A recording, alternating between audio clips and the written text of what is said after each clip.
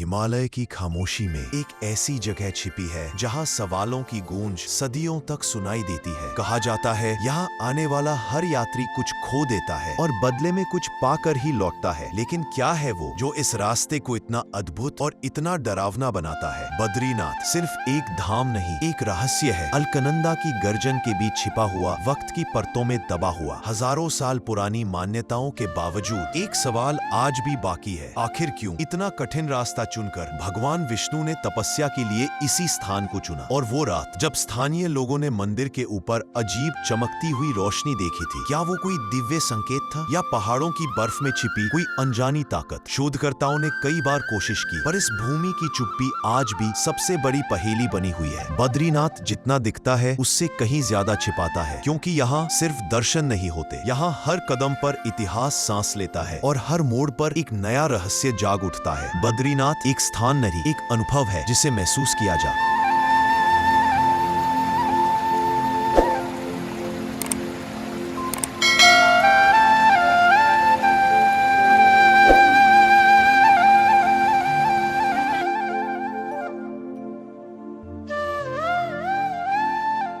आज की सुबह कुछ अलग है, क्योंकि आज शुरू हो रही है एक ऐसी यात्रा जिसका इंतजार मैंने बहुत दिन से किया था। चित्तरंजन से हरिद्वार कुंभ एक्सप्रेस की इस लंबी यात्रा में नजारे भी बदलेंगे और महसूस भी। May I have your attention please?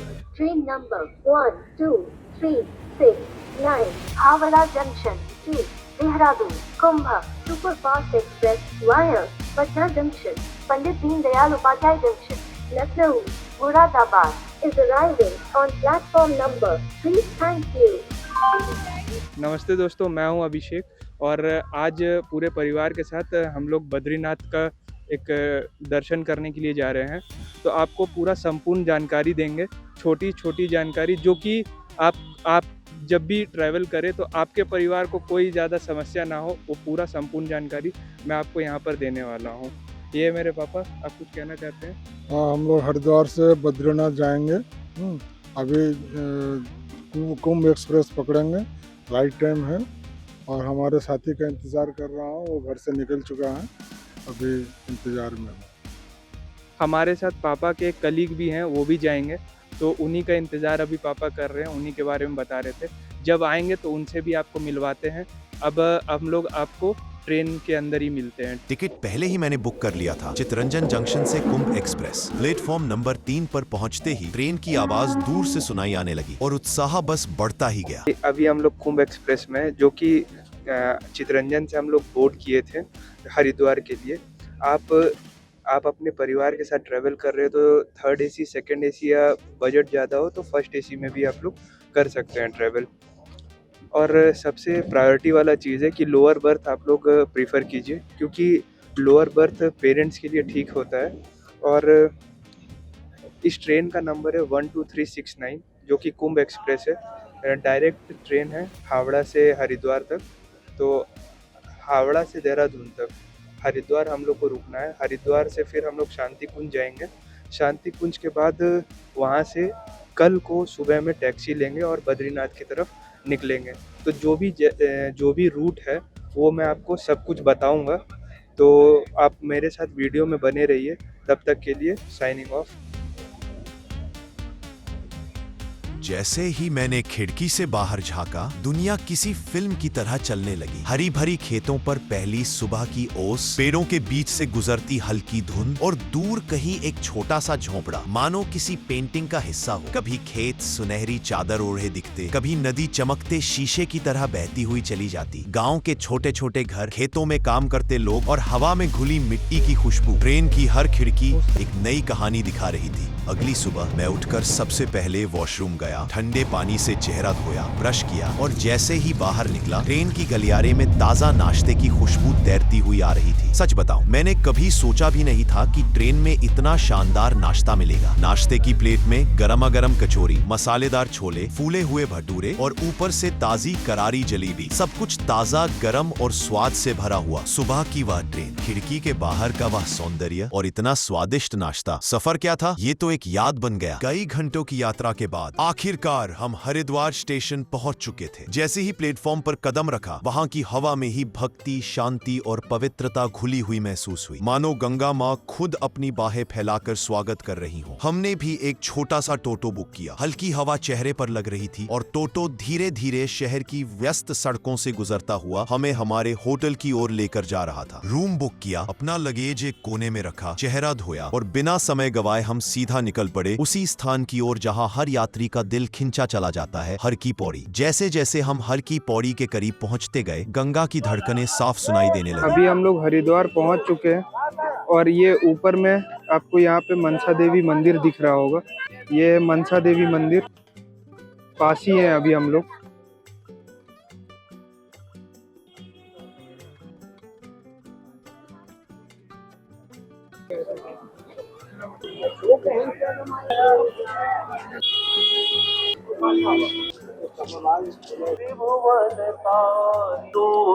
अभी हम लोग हर की पौड़ी पे हैं और ये पीछे मेरे मंदिर है। हर हर गंगे।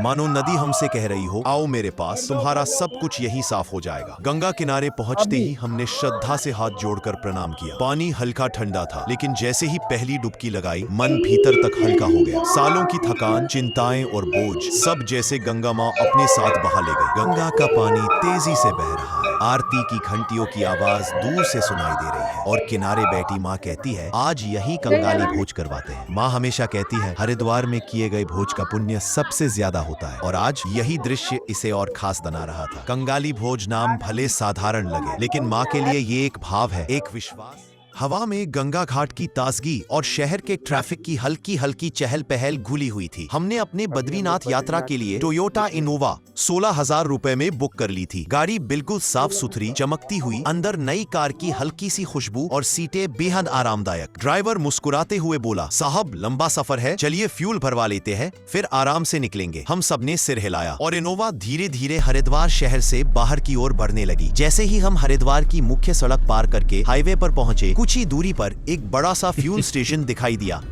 ऋषिकेश से देवप्रयाग की यात्रा केवल 2 स्थानों को जोड़ती सड़क नहीं, बल्कि हिमालय की गोद में बसा एक ऐसा मार्ग है जहां हर मोड़ प्रकृति की नौ कहानी सुनाता है। ऋषिकेश से निकलते ही सड़क गंगा नदी के साथ साथ चलती है। कभी नदी बिल्कुल पास बहती है तो कभी गहरी घाटियों में उतरती हुई दिखाई देती है। उसका साफ नीला सा पानी धूप में चमकता है, मानो चट्टानों के बीच कोई तरल चांदी बह रही हो। रास्ते में नजर आती है जीर और देवदार के ऊंचे वृक्ष, पहाड़ों की एक के ऊपर एक परतें, कच्चे पहाड़ी गांव, ये सब मिलकर ऐसा अनुभव कराते हैं जैसे आप धीरे धीरे प्रकृति के हृदय में प्रवेश कर रहे हो। हवा में घुली मिट्टी, पानी और जंगल की खुशबू मन को बिल्कुल ताजा कर देती है। जैसे जैसे ऊंचाई बढ़ती है, हवा ठंडी और हल्की होती जाती है। कभी कभी अचानक तेज हवा चलती है और पेड़ों की पत्तियां मधुर संगीत सा बजाती है, जो यात्रा को और भी सुखद बना देती है। रास्ते में कई जगह नदी इतनी गहराई में बहती है कि नीचे देखते ही रोमांच और शांति दोनों का अनुभव होता है। गंगा की बहती धारा की आवाज कभी सौम्य।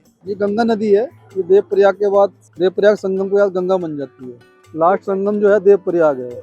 ये उसकी पहाड़ियां हैं, सुंदर नदी है, ये नीला पानी आ रहा है और अभी बारिश की कम होने की वजह से पानी कम है।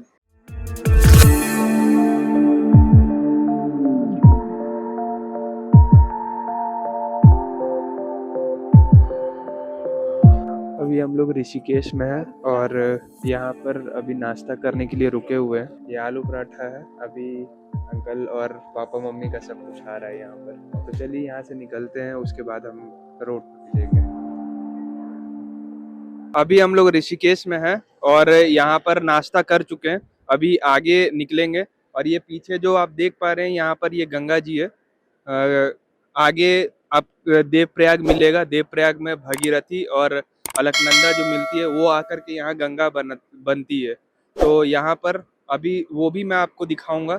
देवप्रयाग वह पवित्र स्थान है जहां अलकनंदा और भागीरथी नदियां मिलकर गंगा का स्वरूप धारण करती है। इसे पंच प्रयागों में सबसे प्रथम और सबसे महत्वपूर्ण माना जाता है। यहाँ स्थित रघुनाथ जी का प्राचीन मंदिर लगभग 1000 साल से भी अधिक पुराना माना जाता है। देवप्रयाग का नाम देवों के मिलन स्थल और ऋषि देव शर्मा की तपस्थली होने के कारण पड़ा है। यहाँ का संगम दो अलग अलग रंगों की अविरल नदियों के मिलने के कारण अत्यंत मनमोहक और दिव्य प्रतीत होता है। यह हिंदू धर्म में गंगा की आध्यात्मिक यात्रा का वास्तविक प्रारंभ बिंदु माना जाता है। अभी हम लोग यहाँ पर देवप्रयाग में आ गए हैं और ये देवप्रयाग का ये भागीरथी नदी है और इधर जो आप देख पा रहे हैं ये अलकनंदा नदी है। वहाँ पर ही पूजा होता है, तो ये सारा व्यू बहुत सुंदर लग रहा है देख के।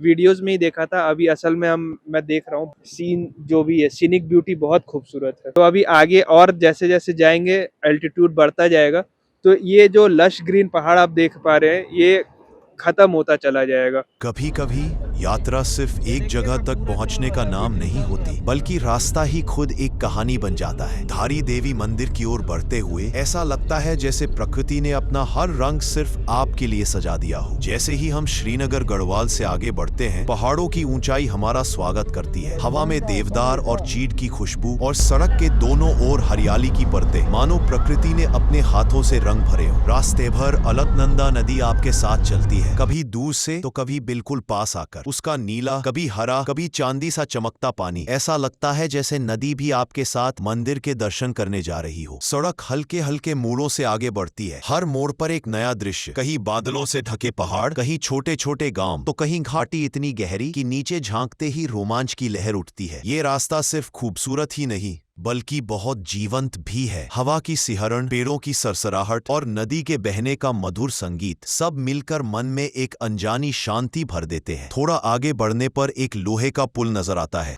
अभी हम लोग पीछे धारी देवी टेम्पल दिख रहा है, यहाँ पर अभी जाएंगे दर्शन के लिए। पूरे सब परिवार के साथ दर्शन के लिए अभी हम लोग निकल रहे हैं पीछे। अभी हम लोग नीचे जाएंगे, मंदिर का दर्शन करेंगे यहाँ से। बहुत सुंदर सीनिक ब्यूटी है यहाँ पर। हिमालय की गोद में अलकनंदा नदी के तट पर स्थित है एक ऐसा मंदिर जिसके बारे में मान्यता है कि यहाँ विराजमान देवी की प्रतिमा का ऊपरी भाग कभी स्थानांतरित नहीं किया जा सकता। यह है उत्तराखंड का शक्तिपीठ, रहस्यों से भरा धारी देवी मंदिर। धारी देवी मंदिर उत्तराखंड के श्रीनगर गढ़वाल के निकट अलकनंदा नदी के बीच स्थित एक चट्टान के ऊपर बना है। यहाँ माता को काली का उग्र रूप माना जाता है। देवी की मूर्ति केवल ऊपरी धड़ के रूप में है, जिसे जागृत शक्ति का प्रतीक कहा गया है। नीचे का हिस्सा ज्येष्ठा के निकट कालीमठ मंदिर में पूजित है। कहते हैं कि प्राचीन समय में मां की प्रतिमा अलकनंदा की तेज धारा में बह रही थी। नदी किनारे की धारी चट्टान पर जब वह अटक गई तो गांव वालों को देवी का आह्वान सुनाई दिया, इसलिए माता को धारी वाली देवी या धारी देवी कहा जाने लगा। स्थानीय लोगों का मानना है कि माता गढ़वाल क्षेत्र की रक्षक देवी है। किसी भी आपदा, बीमारी या विपत्ति से बचाने के लिए लोग पहले धारी देवी के दर्शन करते हैं। विशेष रूप से नकारात्मक शक्तियों को रोकने वाली देवी के रूप में उनकी पूजा होती है। कर्णप्रयाग 5 प्रयागों में से एक है जहां अलकनंदा और पिंडर नदी का पवित्र संगम होता है। इसका नाम महाभारत के महान धनुर्धर कर्ण से जुड़ा है। मान्यता है कि कर्ण ने यहाँ भगवान सूर्य की उपासना की थी। यह स्थान आदि शंकराचार्य की यात्रा मार्ग में भी उल्लेखित है। कर्णप्रयाग समुद्र तल से लगभग 860 मीटर की ऊंचाई पर स्थित है, इसीलिए यह पूरे साल सुखद मौसम देता है। यह बद्रीनाथ धाम जाने वाले मार्ग का महत्वपूर्ण पड़ाव है। यहाँ का उमा देवी मंदिर और कर्ण मंदिर धार्मिक दृष्टि से अत्यंत महत्वपूर्ण माने जाते हैं। पिंडर घाटी की ओर जाने वाले सभी ट्रैक और गांवों का मुख्य प्रवेश द्वार भी कर्णप्रयाग ही है। कर्णप्रयाग का भौगोलिक स्थान ऐसा है कि यहाँ से नंदप्रयाग, रुद्रप्रयाग और कई पर्वतीय कस्बे आसानी से जुड़े हुए हैं। अभी हम लोग पहुंच गए कर्णप्रयाग और यहाँ पर पिंडार नदी और अलकनंदा नदी यहाँ पर मिलती है। तो ये है पूरा कर्णप्रयाग। आप देख सकते हैं कि कितना सुंदर और कितना बेहतरीन जगह है।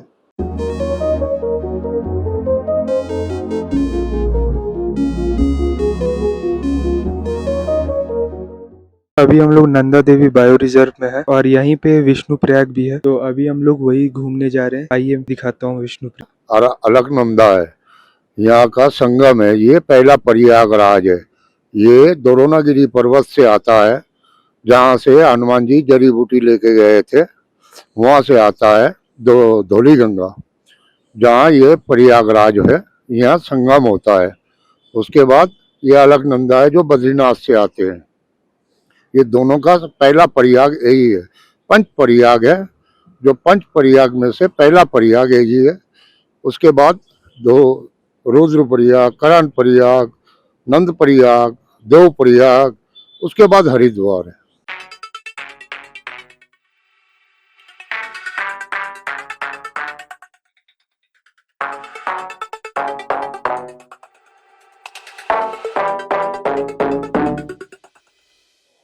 अभी संगम का जल मम्मी यहाँ पर भर रही है। अब इतना बड़ा धाम आया तो संगम का जल कैसे मम्मी छोड़ सकती है। ये रहा संगम, ये रहा मम्मी, और यहाँ बाल्टी पहले से लगा हुआ है और बाल्टी में पानी भर के यहाँ पे अपना बॉटल या किसी चीज में इकट्ठा करके आप ले जा सकते हैं।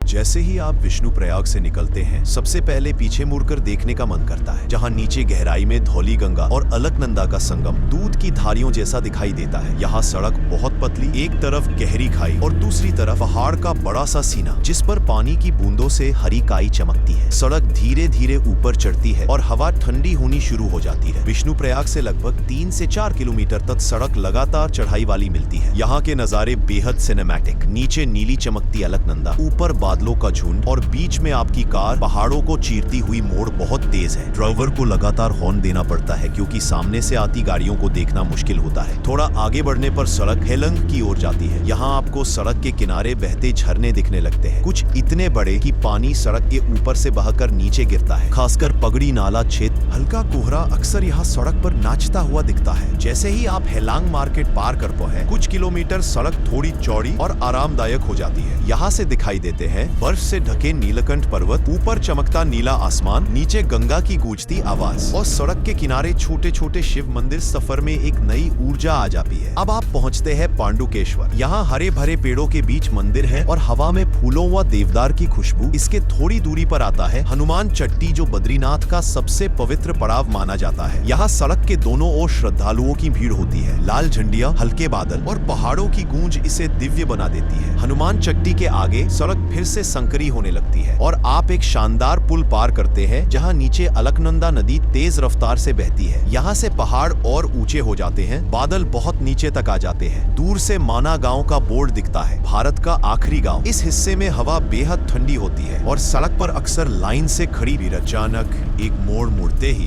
दूर से बद्रीनाथ मंदिर का सुनहरा शिखर दिखता है। दिल तेजी से धड़कता है, आंखों में चमक आ जाती है। सड़क मंदिर की तरफ उतराई लेती है और आप पवित्र बद्रीनाथ धाम की सीमा में प्रवेश करते हैं। विष्णु प्रयाग से बद्रीनाथ तक का 20-50 किलोमीटर का यह रास्ता दुनिया के सबसे आध्यात्मिक, रोमांचक और खूबसूरत मार्गों में से एक है, जहां हर मोड़ पर प्रकृति, हर पहाड़ पर दिव्यता और हर हवा के झोंके में शांति बसती है। कई घंटों के पहाड़ी मोड़ों के बाद आखिरकार हमारी इनोवा रात के शांत अंधेरे में बद्रीनाथ की सीमा में दाखिल हुई। ठंडी हवा खिड़की की दरारों से अंदर घुस रही थी। रात का वो सन्नाटा और बद्रीनाथ का पवित्र वातावरण, हमारी सारी थकान उसी पल गायब हो गई। हम सीधे अपने होटल पहुंचे। होटल का रिसेप्शन गर्म रोशनी से चमक रहा था और ठंडी हवा से बचाने के लिए अंदर हीटर चल रहा था। रिसेप्शन पर बैठे अंकल ने मुस्कुराकर कहा, थक गए होंगे, आपका कमरा तैयार है। हमने चाबी ली और ऊपर की सीढ़ियों से चढ़े। हर कदम के साथ एक ही एहसास वापस आ रहा था, आखिर हम बद्रीनाथ पहुंच गए। कमरा खोलते ही हल्की पीली रोशनी में पूरा कमरा चमक उठा। बड़ी सॉफ्ट बेड, सफेद साफ चादरें, लकड़ी की दीवारों पर टंगा माहौल सा सुकली और खिड़की पर मोटा पर्दा। हम सब ने एक साथ कहा, वाह, कमरा तो बहुत ही अच्छा है।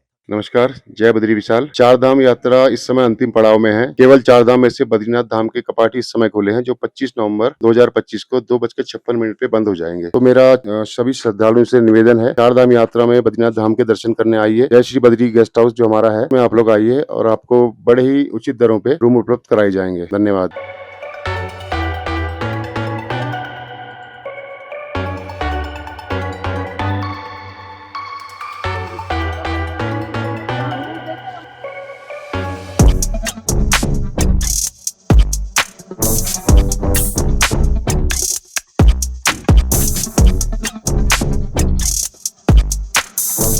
यहाँ पे -12 डिग्री टेम्परेचर है और अभी हम लोग तप्त कुंड की तरफ निकल ही रहे। ये पूरा पहाड़ स्नो से कवर हो चुका है, तो मैं आपको और अच्छे से दिखाता हूँ।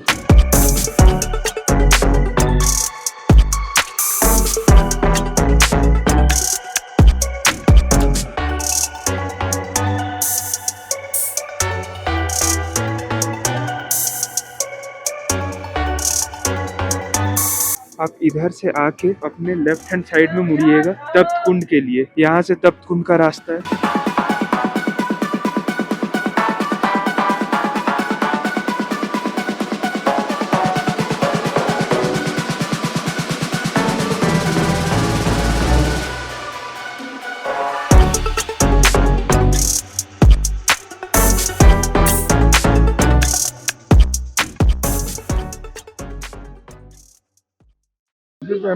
जय बद्री विशाल।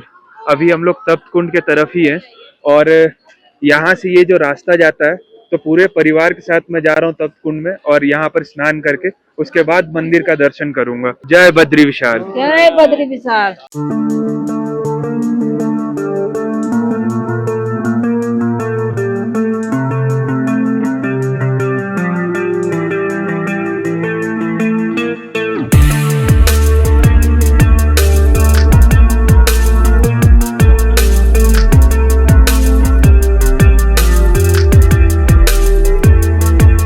यहाँ पर अभी हम लोग ब्रह्म कपाली पे हैं। पिंडदान जो होता है वो करने के लिए पूरी फैमिली के लिए बोला है। उसके बाद तप्त कुंड में जाएंगे हम लोग। अभी पिंडदान वाला पूजा हो रहा है तो यहाँ पर पापा और मम्मी जो मेरे पूर्वज थे उनका पिंडदान कर रहे हैं। कहते हैं कि यहाँ पर पिंडदान करने से आत्मा को मोक्ष की प्राप्ति होती है। मम्मी पापा पिंडदान कर रहे हैं। यहाँ पर मैं स्टैटिक शॉट्स ले रहा हूँ और इसके बाद हम लोग तप्त कुंड में नहाकर उसके बाद बद्री विशाल का दर्शन करेंगे। बोल भगवान बद्री विशाल की जय। जो स्थान आप ये देख रहे हैं ये ब्रह्म कपाल स्थान है। यहाँ पर भगवान बद्री विशाल के बाल भोग से ब्रह्मा जी के 5वें शीश पर पिंड दिया जाता है और ब्रह्म कुंड में तर्पण दिया जाता है, जिससे 7 पीढ़ी के पितरों को मोक्ष की प्राप्ति होती है। कहा गया है कि पिंडम कृत्वा विशालायाम पितरन्न दृष्ण भावनी अन्य तीर्थेन च श्राद्धम केवलम तर्पणम आचरित। इस विशाल नगरी में जो मनुष्य भगवान नारायण के दर्शन और भगवान के बाल स्वरूप भोग से पिंड देता है उससे के 7 पीढ़ियों के पितरों को मोक्ष की प्राप्ति होती है। और मनुष्य में जो 3 ऋण होते हैं, देव ऋण, ऋषि ऋण और पितृ ऋण। सबसे बड़ा ऋण होता है पितृण। पितृ के ऋण से मनुष्य उद्रीण हो जाता है और उसके पितरों का आशीर्वाद सदैव उसके ऊपर बना रहता है। बोल भगवान बद्री विशाल लाल की जय। ये सामने जो पहाड़ दिख रहा है ये नर पर्वत है और ये वाला पहाड़ है जिसमें भगवान बद्री विशाल है ये नारायण पर्वत है। नर नारायण पर्वत के बीच में कहा गया है द्वापर में नर अर्जुन थे, नारायण श्री कृष्ण भगवान थे। ये सामने का जो पीठ दिख रहा है आपको बद्री विशाल के बगल वाला जो पीठ दिख रहा है ये सामने जो ये उर्वशी का पीठ है और ये सामने देख रहे हैं ये कुबेर यक्षराज कुबेर का खजाना है। और मंदिर के जस्ट पीछे आप ये देख रहे हैं चोटी जो बर्फ से लदारत है उसके पीछे नीलकंठ पर्वत है, वहीं से चरण पादुका का रास्ता जाता है।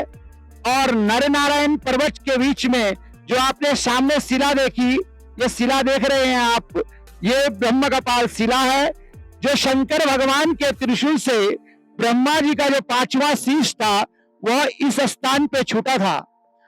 और उस शिला पे आपने शंकर भगवान के दाहिने हाथ की 5 अंगुलियों के चिन्ह देखे होंगे जो दिख रहे हैं अभी सामने विद्यमान है। अभी आप दिखाएंगे आपको। तो ब्रह्मा के शीश पे हाथ रखा गया है भगवान शंकर ने और कहा है कलिकाल कलयुग में जो मनुष्य भगवान बद्री नारायण के दर्शन और भगवान के बाल भोग के पिंड से चावल से इस स्थान पे अपने पितरों को पिंड देता है उसकी जो 7 जनरेशन है उन 7 पीढ़ी के पितरों को मोक्ष की प्राप्ति होती है।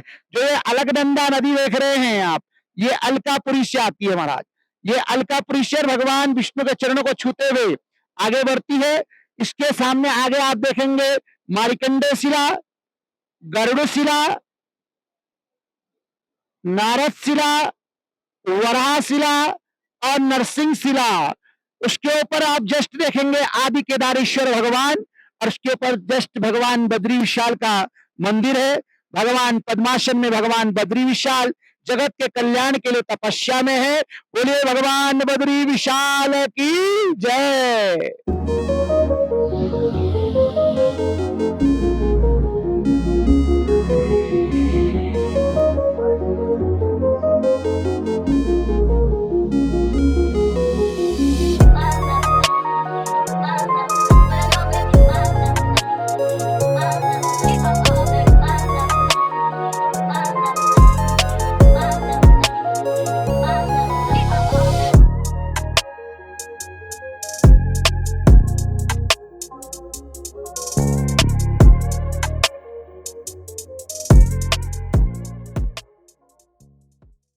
अभी हम लोग सब लोग तप्त कुंड जा रहे हैं नहाने के लिए। उसके बाद बद्रीनाथ भगवान का दर्शन करेंगे, विष्णु भगवान का। चलिए तप्त कुंड में चलते हैं।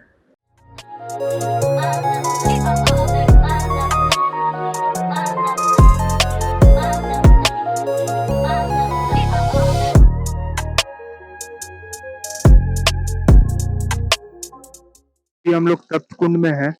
जय बद्री विशाल। हमारे भारतवर्ष में 4 युगों के 4 धाम हुए हैं। 4 धाम कौन से हैं? सतयुग का धाम है बद्रीनाथपुरी, द्वापर का द्वारिका, त्रेता का रामेश्वरम और कलयुग का जगन्नाथपुरी। ये 4 युगों के 4 धाम हुए हैं और चारों धामों की जो स्थापना है ये कलयुग में हुई है, शंकराचार्य जी ने की है। क्यों की है? क्योंकि कलयुग का प्राणी जो है प्रमाण मांगता है। हो सकता है आज यहाँ मंदिर ना होता तो हम यहाँ ना होते, आप लोग यहाँ ना आते। मुख्य महत्व है इस तप्त कुंड जो परिसर है इसका है। यहाँ पे 5 शिलाएं हैं। 5 शिलाएं कौन सी हैं? जहाँ से गर्म जला रहा है वो गरुड़ शिला है, जिसपे तप्त कुंड परिसर स्थित है। मार्कंडेय शिला है, उसी के सामने नारद शिला है, नारद शिला के ठीक पीछे वराह शिला और पुल के नीचे नरसिंह शिला। शास्त्रों में लिखा है एतत् शिला मध्य शुद्धो बद्रिकाश्रम। इन 5 शिलाओं के मध्य का जो भाग है यही शुद्ध बद्रिकाश्रम है। क्यों है? क्योंकि यहीं पे बैठ के भगवान विष्णु ने तप किया। लक्ष्मी जी ने उनके ऊपर बेर का पेड़ बन के छाया की, तो भगवान ने उन्हें यह वरदान दिया कि कोई भी प्राणी इस क्षेत्र में आएगा, ये क्षेत्र तुम्हारे नाम से प्रचलित होगा। तो संस्कृत में बोलते हैं बद्री को बेर, बेर को बद्री बोलते हैं। तो इस प्रकार से यहाँ का नाम बद्रीनाथ पड़ा है। तप्त कुंड जो परिसर है वहीं पे एक स्तंभ है जिसको कि लक्ष्मी स्तंभ कहते हैं। उसके नीचे अभी भी एक आला बना हुआ है, उस पे हाथ लगा के देखे तो बेरी के दाने जैसे दिखाई देते हैं। और गर्म जल जो है ये अग्निदेव जल के रूप में बह रहे हैं लोगों का पाप हरने के लिए। जय बद्री विशाल। हिमालय की पवित्र घाटियों में जहां हवा में भी भक्ति घुली रहती है, जहां हर पत्थर, हर सरसराती हवा एक कथा कहती है, वहीं स्थित है एक चमत्कारी स्थान तप्त कुंड। बद्रीनाथ की हाड़ कंपा देने वाली ठंड के बीच जब नदी का पानी बर्फ जैसा जमता हो, तब इस तप्त कुंड से उठती भाप किसी चमत्कार से कम नहीं लगती। कहते हैं यह वह स्थान है जहां भगवान विष्णु ने ध्यान लगाया था और उस दिव्य तपस्या की ऊर्जा से ही यह जल आज तक उबलता रहा है। तप्त कुंड का यह जल सिर्फ भौतिक नहीं, आध्यात्मिक गर्माहट लिए हुए है। कहते हैं यहाँ स्नान करने से न सिर्फ तन बल्कि मन भी पवित्र हो जाता है और तभी तीर्थयात्री बद्रीनाथ मंदिर में प्रवेश करने योग्य बनते हैं। कल्पना कीजिए बर्फीली हवा में सांसें भी ठंडी हो जाएं और ठीक वहीं एक प्राकृतिक गर्म जल स्रोत, मानो स्वयं भगवान विष्णु ने यहाँ प्रकृति को स्पर्श कर दिया हो। तप्त कुंड केवल एक जगह नहीं, यह आस्था का पहला द्वार है, भक्ति का पहला स्नान और बद्रीनाथ धाम का अद्भुत चमत्कार। यहाँ खड़े होकर लगता है कि हम पृथ्वी पर नहीं किसी देवभूमि में है। देवभूमि के हृदय में तप्त कुंड के पवित्र जल में स्नान कर मैं अब पूरी तरह तैयार हूँ बद्रीनाथ भगवान के दर्शन करने के लिए। इस जल ने जैसे मेरे थके हुए शरीर को ही नहीं बल्कि मेरी आत्मा को भी शुद्ध कर दिया हो। अब हर कदम मुझे बुलावा देता हुआ लगता है, आओ भक्त अब मेरे दर्शन करो। जैसे जैसे मैं इन सीढ़ियों पर चढ़ता हूँ, अलकनंदा की हवा मेरे कानों में मंत्र सी फुसफुसाने लगती है। आसमान साफ है पर दिल में एक अलग ही बादल है, भक्ति का, भावना का। और देखते ही देखते मेरी आंखों के सामने आ खड़ा होता है वो दिव्य दृश्य, बद्रीनाथ मंदिर का स्वर्णिम प्रवेश द्वार, घंटियों की धुन, पुजारियों की आवाज और चारों ओर भक्ति का विशाल समुद्र। इस पल में मैं खुद को भूल जाता हूँ। सिर्फ एक ही विचार मन में रहता है, हे भगवान बद्री विशाल, आज मैं आपके चरणों में हूँ। तप्त कुंड की तपिश से शुरू हुई मेरी यात्रा अब आपके दिव्य दर्शन पर आकर पूर्ण हो रही है। मैं यहाँ आया हूँ। बद्रीनाथ भगवान के दर्शन के बाद मन इतना हल्का, इतना पवित्र हो चुका था कि लगा जैसे कदम खुद ब खुद किसी और खींचे चले जा रहे हैं। और फिर हमने फैसला किया सीधे भारत के अंतिम गांव माना की ओर निकल पड़ने का। मंदिर से जैसे ही हम आगे बढ़े, हवा में एक अलग ही सुगंध थी, देवभूमि की, हिमालय की और शांत मन की। चारों तरफ ऊंचे ऊंचे पहाड़ जिन्हें देखकर लगता था कि वे सदियों से इस धाम की रक्षा कर रहे हैं। और फिर कुछ ही देर में हम एक जगह पहुंचते हैं जहां बोर्ड पर लिखा था भारत का अंतिम गांव माना। दिल में एक अजीब सी गर्व की भावना उठी, मानो हम देश के किसी अनछुए मोती को देखने जा रहे हो। गांव में प्रवेश करते ही छोटे छोटे पत्थरों से बने घर, लकड़ी की खिड़कियां और दरवाजों पर खिले रंग बिरंगे फूल हमारा स्वागत करते हुए से लगे। यहाँ के लोग साधारण नहीं, उनके चेहरे पर सादगी, मेहनत और पहाड़ी मुस्कान झलकती है। माना की महिलाएं अक्सर अपने हाथों से ऊन काटते दिख जाती है। उनकी उंगलियों की लय और तेजी देखकर लगता है जैसे वे हर धागे में अपनी संस्कृति बुन रही हो। पुरुष अपने दैनिक काम में लगे रहते हैं और बच्चे पहाड़ों की गोद में खेलते हुए दिखाई देते हैं। फिर हम माना के सबसे प्रसिद्ध स्थान भीम पुल की ओर बढ़े। कहते हैं पांडवों के स्वर्गारोहण के समय भीम ने इस विशाल चट्टान को उठाकर यहाँ रास्ता बनाया था और आज भी वही चट्टान, वही पुल प्रकृति और इतिहास का संगम बना खड़ा है। पुल पर खड़े होकर नीचे बहती अलकनंदा को देखना, जैसे प्रकृति की शक्ति को अपनी आंखों से महसूस करना, पानी की गर्जना, हवा की सनसनाहट और पहाड़ों की चुप्पी, तीनों मिलकर एक अनकही कहानी सुना रहे थे। और हाँ, हम भारत की आखिरी दुकान पर चाय पीना तो भूल ही नहीं सकते। एक छोटी सी दुकान,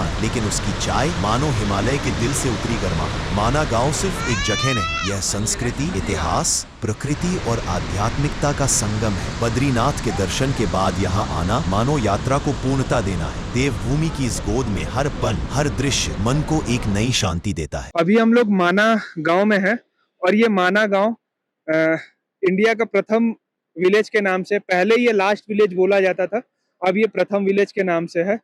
अभी यहाँ पर इसके बाद जो है चाइना बॉर्डर शुरू होता है। ये जो वाटरफॉल देख रहे हैं, ये जो सीनिक ब्यूटी है, पहाड़ पे स्नोफॉल हुआ है। कल शाम को ही स्नोफॉल हुआ था और ये स्वर्ग का द्वार जो कि मैं आपको दिखा चुका हूँ।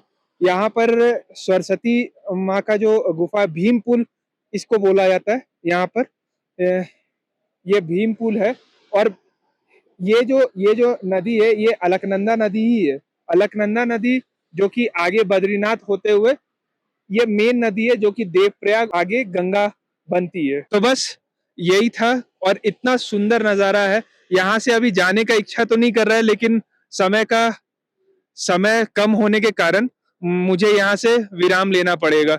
यह बहुत सुंदर जगह है, ये बहुत सुंदर जगह है। ये महाभारत को लिखने के लिए वेदव्यास जी ने गणेश जी की स्तुति इसलिए की, कलयुग आने वाला था, द्वापर का अंतिम समय था, इतना जल्दी कौन लिखेगा? अरे उसमें तो 1,00,000 अष्टोक है और कलयुग आने वाला है। तो ब्रह्मा जी ने कहा कि अरे गणेश जी तो द्वाप्याम ताप्याम भी लिखा, वो तो दोनों हाथों से लिखते हैं, उनका ध्यान कीजिए ना। तब वेदव्यास जी ने गणेश जी का आह्वान किया कि संस्मारे रंभ ज्ञासो सत्यवती सुधा हो स्मित मात्रो गणेशानो भक्ति चिंतित पूरक। गणेश जी ने कहा कि अहम विदुस्मी, मैं स्वीकार करता हूँ, परंतु ये शर्त है। क्या शर्त थी? श्रुत्वे तद्राह विघ्नेशो यदि मे लेखने क्षणम लिखते नावकृष्टे तथा श्याम लेखको हम, लिखते वक्त मेरी लेखनी रुक गई तो आगे नहीं चलेगी, लिहाजा पूर्ण पर नहीं करना। तो वेदव्यास जी ने कहा कि मेरी भी शर्त रहेगी ना। अरे यस्मिन् श्लोके अहम वक्तव्यम ते अन्य व्याख्यायते भी लिखा, मैं भी जिस श्लोक को कहूंगा आप भी सोच और समझ। तो यहाँ से वेदव्यास जी महाभारत बोले और नीचे करे उसको पालन करने की। इनके लिए कहाँ दूर होता माता जी। वामन भगवान जी ने तो ये पांव से पृथ्वी नाप ली, दूसरे पांव से आकाश